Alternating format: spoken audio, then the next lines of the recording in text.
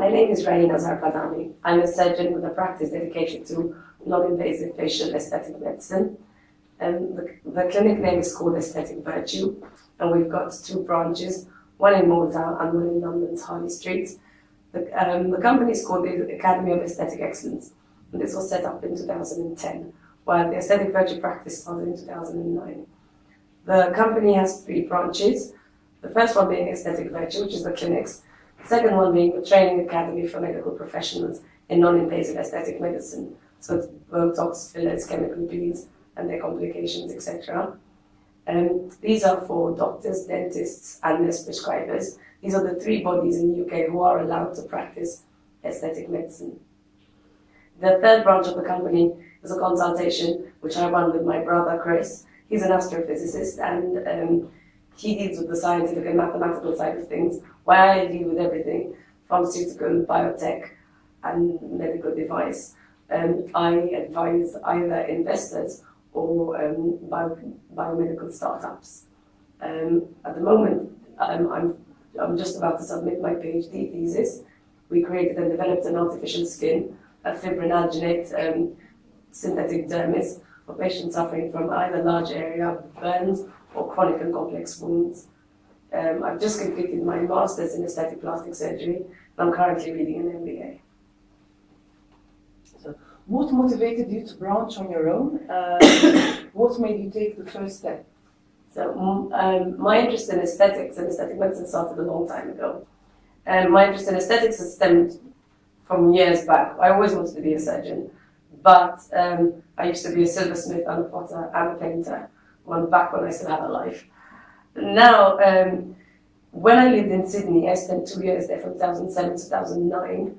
I used to assist my consultants in their private practice, and I became proficient in aesthetic medicine.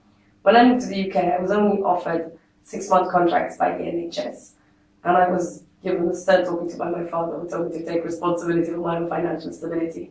So what I did was, after work, every evening between 6 and 9 p.m., I used to go and carry out these procedures in a clinic in Knightsbridge. And this is how the practice began and how the practice grew.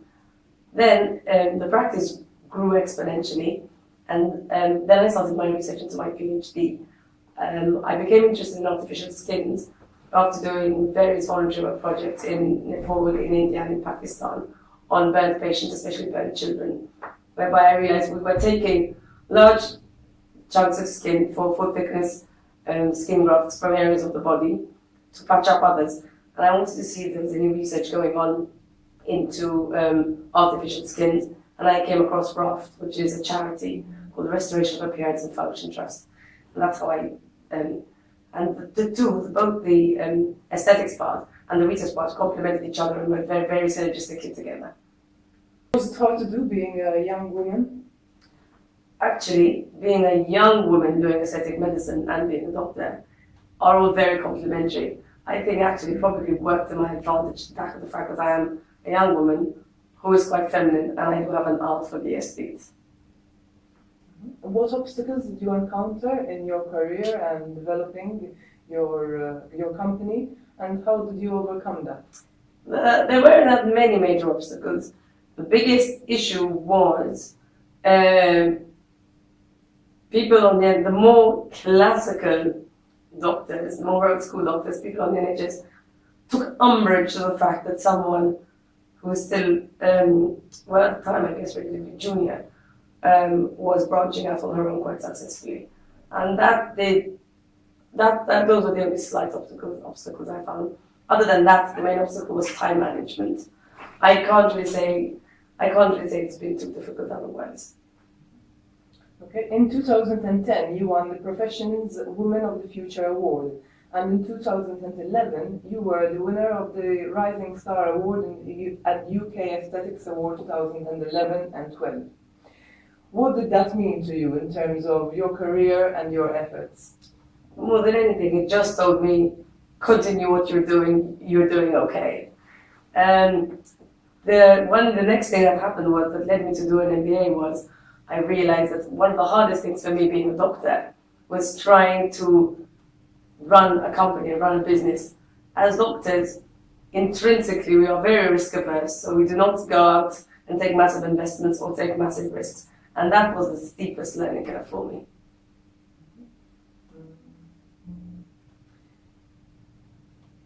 Okay. Do you feel that you had to fight your way into a male-dominated profession? As professions go, this one wasn't largely male-dominated. There are more men in it than women, but it's actually seen women. Most of my clients, most of my patients are women, so they can relate to me more. The one thing I did find was that in London, there are 300 such clinics, but the cake is big enough for everyone to have a generous slice of. It's difficult to penetrate, and the difference I found between London and Malta was it's more of a fair game in London. You're one of 300 clinics, whereas in Malta I'm one of, I think, 9 at the moment.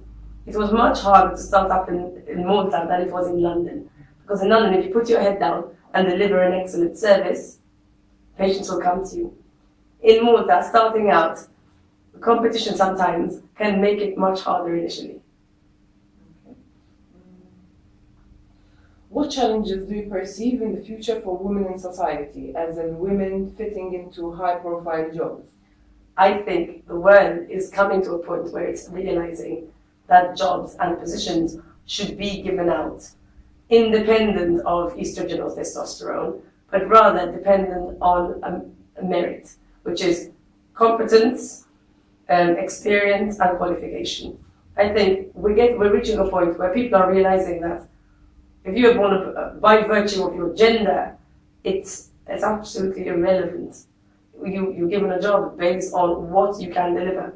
Now, as an employer myself, I do say I actually employ more women than I employ men, but I would employ people not on the basis of being a woman or a man. I would employ people based on what they can do for the company. If they're going to be an asset to the company or a liability, depending on their qualifications, etc. Do you perceive yourself as a feminist? No, if anything, I'm an equalist. I certainly am not a feminist. I believe in meritocracy, so. How do you think the world would be if it were ruled by women? I don't think it would necessarily be a good thing, because we'll be losing out on a lot of talent that some of the men might have. I think we should just use the best of what we have in both sexes. What would you like to tell women who need empowering, encouragement, maybe to start a business?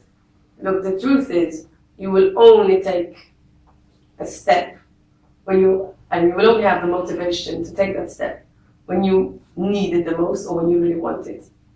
So, if there's something you are actually passionate about, or you're in a situation where you really need to make ends meet, then that is when you take a step. If the truth is, if you want to start something out, the best thing is do your research, and be prepared to start at the bottom. For example, if I want to open a restaurant now, I can go and eat out in 25 different restaurants. It's not going to teach me anything. If I wanted to start opening restaurants now, I'll go and work as a dishwasher, then as a waitress, then as a sous chef, then as a chef, and then as a manager, and then maybe I'll open my own restaurant, which is how I started out the company. I gained insight to every level before I set up the business, because there are so many nasty surprises in business and so many hidden costs. And especially for me as a doctor, that is what I found really difficult.